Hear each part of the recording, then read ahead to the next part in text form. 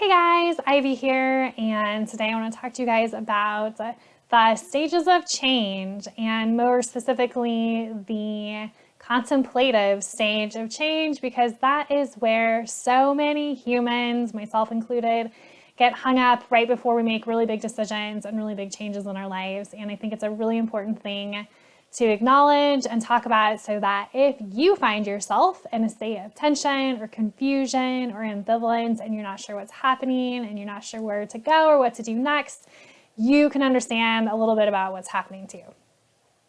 The stages of change model came out of the addictions world in the 1970s, and it is a theoretical model that acknowledges that there are stages that humans go through around decision making and deciding what the next steps are going to be on their path in life.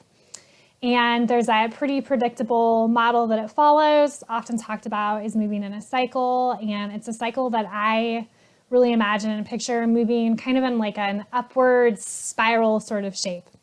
And so in the stages of change model, we start with the first stage, which is pre-contemplation. Maybe you know you need to make a change. Maybe you know that there's something kind of off with your life, but you haven't really pinned it down yet. Maybe you don't even really want to have to pin it down yet. Maybe you're not really ready to go there. And so we're kind of in this like, I can't see it. I don't want to see it. I don't want to hear it. I don't really want to acknowledge it. I know it's like, kind of out there over there, but I don't really want to like pull this into my life and have to think about it or do anything with it.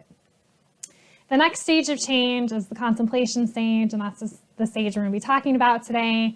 What the hallmarks of contemplation are sort of like the most uncomfortable states that humans can be in. It's I gotta do something different. I know I have to do something different. I know I'm feeling uncomfortable. I know I don't like this aspect of myself, or I don't like this behavior that I'm doing, or I don't like this cycle that I'm in.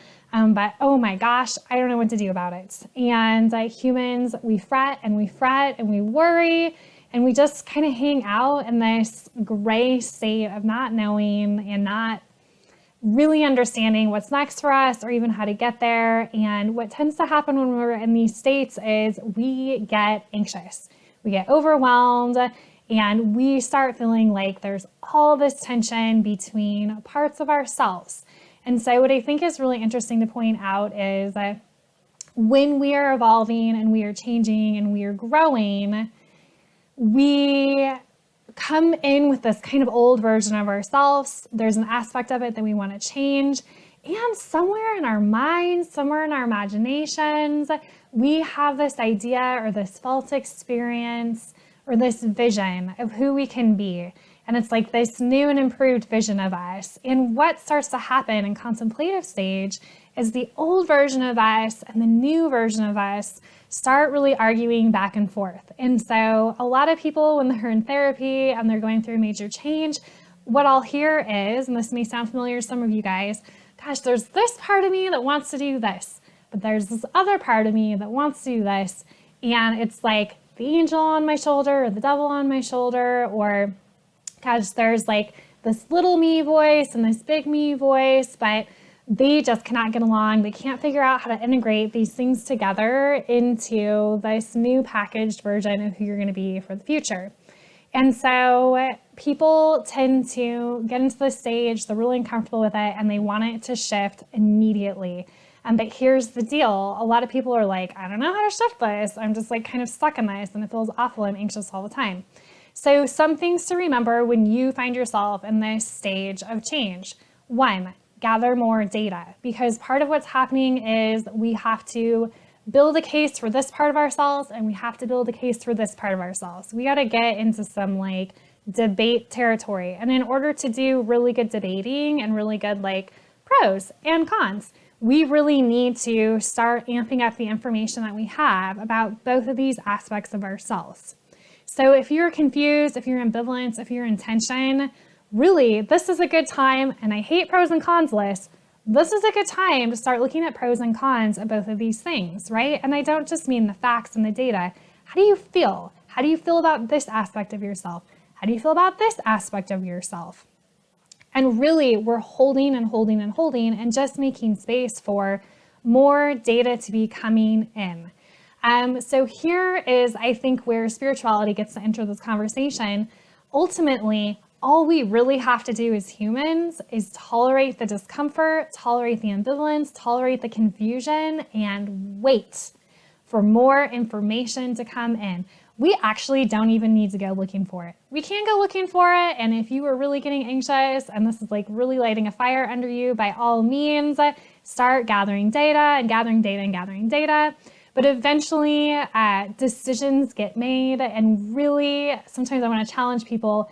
When we're making a decision, sometimes we think we thought about it and thought about it and thought about it, but really in the moment, when we make that decision, it really is in a moment making that decision. And we don't know when we're going to be ready. We don't know when we're going to get pushed. We don't know when we're going to have that impulse to finally like jump in and do something.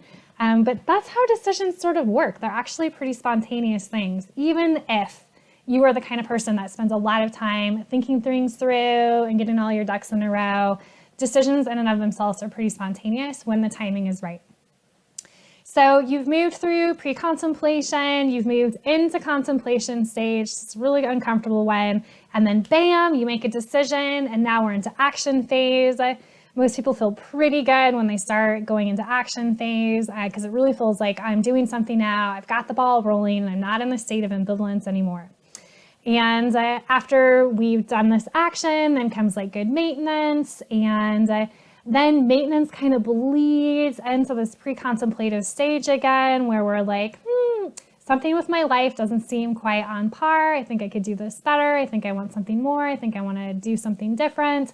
And then the cycle kind of starts over again, upward and upward forever as we evolve.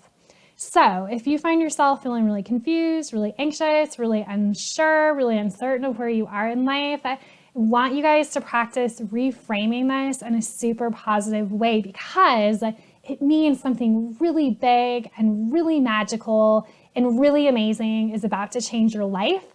And all you really have to do is be patient, feel all of your feelings about it, acknowledge all the different parts, the old part of yourself, the new part of yourself that's coming in, and use this as a time to just devour the experience of change. So that's the Stages of Change model. Hope that's helpful for some of you guys out there. And as always, we'll talk soon.